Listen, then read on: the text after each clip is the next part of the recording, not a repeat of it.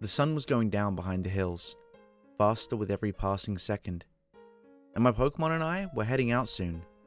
We were going to Trainer Hill, a place in Hoenn where we could test me and my Pokemon's wits. My family thought I was crazy for going to the desert. Many reports were on the BuzzNav lately, talking about a huge storm that would hit and continue through the morning. I refused to quit, knowing that my Pokemon and I wouldn't get there until a couple of days later if we did. I packed what little I had in Moorville and headed out to the area. Kip, my Mudkip, was bouncing behind me. As we entered Route 111, we had just enough light to go at least halfway. I was upset at the fact that we would have to stop for a night, but I wanted to get there sooner rather than later. We pressed on through the irritable sand. Soon enough, the sky ran dark, and the wind gradually picked up the pace, carrying loose pebbles with it. I was shielding my eyes, trying to pick up Kip. I tucked her under my vest. Only the whooshing sound of the wind rattled my ears, yet I kept trudging through the harsh conditions.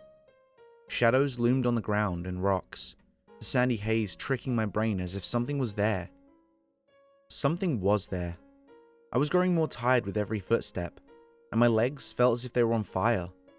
I kept hearing howling wind, and finally, another noise I couldn't identify.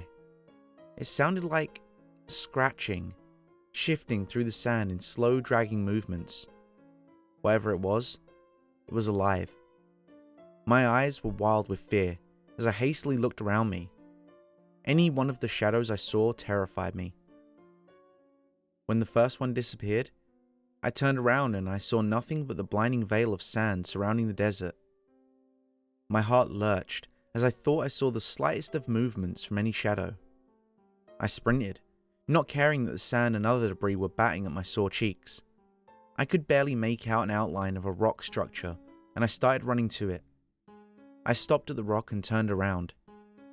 It was there. Kip jumped down from my vest and started to say her name in a low voice. More of them. I was so tired, and I felt as though I couldn't move. I backed against the rock, and my legs gave way. Quickly taking out my Pokedex, I scanned one of their faces. Cacturne, the Scarecrow Pokemon. If a traveler is going through a desert in the thick of night, Cacturne will follow in a ragtag group. The Pokemon are biding their time, waiting for the traveler to tire and become incapable of moving. I froze in place for a few moments. Fear gripped my soul as I started to shiver. I glanced at Kip and she was shaking too. She was still growling, but backing up as the Cacturne advanced. I took out my other Pokeball and called out Alpha, my Poochyena. I looked up to see the strange Pokemon's faces, and then noticed the horrid grin that signified that something tonight was going to die. From what I could see, there were about 8 of them. Of course, I knew that my Pokemon wouldn't stand a chance. Alpha, use Fire Fang. Kip, use Whirlpool. They did as they were told, but that damaged them severely, and something told me they knew that. My Poochyena used Fire Fang on the nearest Cacturne. The green monster winced in pain and glared hungrily at Alpha. Kip used Whirlpool, and some of the Cacturne shot back a few feet away. My Pokemon were hitting them with every move they could, but it just wasn't enough. Thorns were hurled everywhere, as most of them used spikes and needle arm. They dug into my team's flesh, and mine as well. The sandstorm, it got worse. My team was visibly in pain, and Alpha fell to the ground, being battered by the sand. One of the Cacturne whacked his arm on my Poochyena, and Alpha stuck to him. The yelp Alpha made out was agonizing and slow. With all the strength I could muster, I got up and struggled to run after him.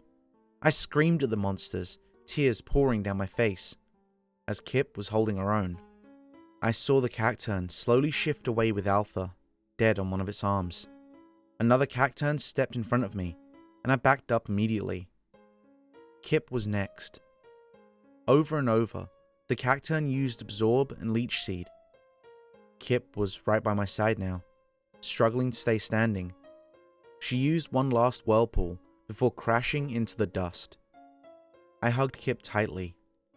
I would never let her die. The Cacturne circled around me. I couldn't feel my legs, arms, or my thoughts. They used Poison Sting relentlessly.